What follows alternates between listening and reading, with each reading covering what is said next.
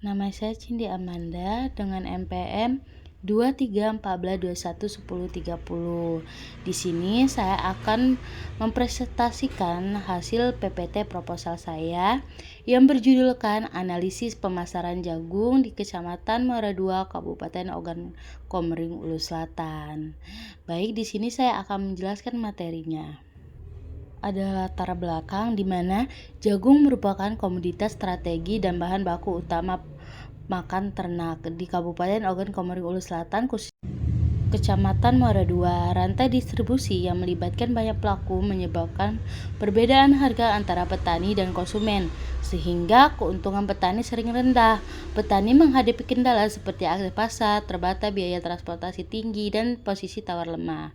Penelitian ini bertujuan untuk menganalisis sistem pemasaran jagung untuk meningkatkan efisiensi distribusi dan pendapatan petani.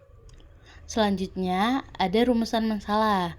Di sini ada 3 poin. Yang pertama, bagaimana struktur dan saluran pemasaran jagung di Kecamatan Muara II, Kabupaten Ogan Komering Ulu Selatan. Yang kedua, faktor-faktor apa yang mempengaruhi efisiensi pemasaran jagung di Kecamatan Muara II. Yang ketiga, sejauh mana sistem pemasaran mengaruhi pendapatan dan kesejahteraan petani jagung di Kecamatan Muara II. Oke. Baik, di sini ada tujuan penelitian, di mana yang pertama mendeskripsikan struktur dan saluran pemasaran jagung di Kecamatan Muara II, Kabupaten Ogan Komering Ulu Selatan. Yang kedua, menganalisis faktor-faktor yang mempengaruhi efisiensi pemasaran jagung di Kecamatan Muara II. Yang ketiga, menilai pengaruh sistem pemasaran terhadap pendapatan dan kesejahteraan petani jagung di Kecamatan Muara II. Baik, selanjutnya ada manfaat penelitian. Yang pertama, memberikan kontribusi pada pengembangan ilmu agribisnis khususnya terkait efisiensi pemasaran komoditas jagung. Yang kedua, menjadi referensi bagi pemerintah daerah, di mana Dinas Pertanian dan lembaga terkait dalam merumuskan strategi pemasaran yang efektif. Yang tiga, memberikan pemahaman praktis bagi petani jagung dalam memilih saluran pemasaran, yang artinya yang lebih menguntungkan dan meningkatkan pendapatan. Baik, setelah menjelaskan manfaat penelitian, di mana di sini ada tinjauan pustaka. Ada 5 poin. Yang pertama, pemasaran agribisnis. Yang kedua, saluran pemasaran. Yang ketiga, efisiensi pemasaran. Dan yang keempat, struktur pasar dan posisi tawar petani. Yang kelima, hubungan efisiensi pemasaran dengan pendapatan petani. Oke, setelah tinjauan pustaka, di mana ada kerangka berpikir, di mana variabel X, struktur dan saluran pemasaran. Di sini ada beberapa poin variabel X, di mana yang pertama jumlah lembaga pemasaran yang terlibat itu X1, yang kedua jenis saluran pemasaran pendek atau panjang itu X2, dan di mana margin pemasaran pada tiap saluran itu X3, dan yang keempat farmer share, di mana itu X4, dan variabel Y-nya yaitu efisiensi pemasaran.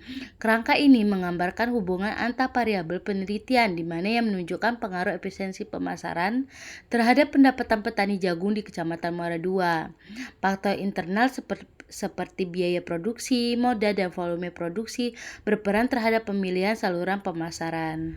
Baik, setelah menjelaskan kerangka berpikir, di mana ada metodologi penelitian seperti ada di kerangka berpikir tadi, di mana variabel X, struktur dan saluran pemasaran, di mana X1 jumlah lembaga pemasaran, X2 jenis saluran pemasaran, dan X3 margin pemasaran. Dan yang terakhir ada X farmer share. Nah, selanjutnya di mana variabel Y1 margin pemasaran, yaitu tingkat efisiensi yang dilihat dari selisih harga konsumen dan harga petani. Semakin kecil margin, semakin efisiensi pemasaran. Sedangkan Y2 biaya distribusi, yang dimana efisiensi dilihat dari besar kecilnya biaya distribusi selama pemasaran berlangsung. Sedangkan Y3 yaitu profit cost ratio, di mana perbandingan antara keuntungan yang diperoleh lembaga pemasaran dengan total biaya yang dikeluarkan. Nah, setelah itu di sini ada populasi, sampel, dan teknik pengambilan sampel, di mana populasi adalah keseluruhan subjek atau objek penelitian yang memiliki karakter tertentu dan relevan dengan tujuan penelitian. Sedangkan sampel merupakan sebagian dari populasi yang dipilih untuk mewakili karakteristik keseluruhan populasi. Dan yang terakhir yaitu ada teknik pengambilan sampel, yang artinya di mana teknik pengambilan sampel ini yang digunakan dalam penelitian adalah purposive sampling, yaitu teknik pemilihan sampel dengan pertimbangan tertentu sesuai tujuan penelitian. Baik, setelah membahas 3 poin tersebut, di mana ada metode pengumpulan data yang digunakan ada 3, yaitu wawancara terstruktur, observasi lapangan, dan dokumentasi. Setelah membahas metode pengumpulan data, di sini ada daftar pustaka. Di sini aku taruh di PPT, cuma ada beberapa daftar pustaka ya teman-teman.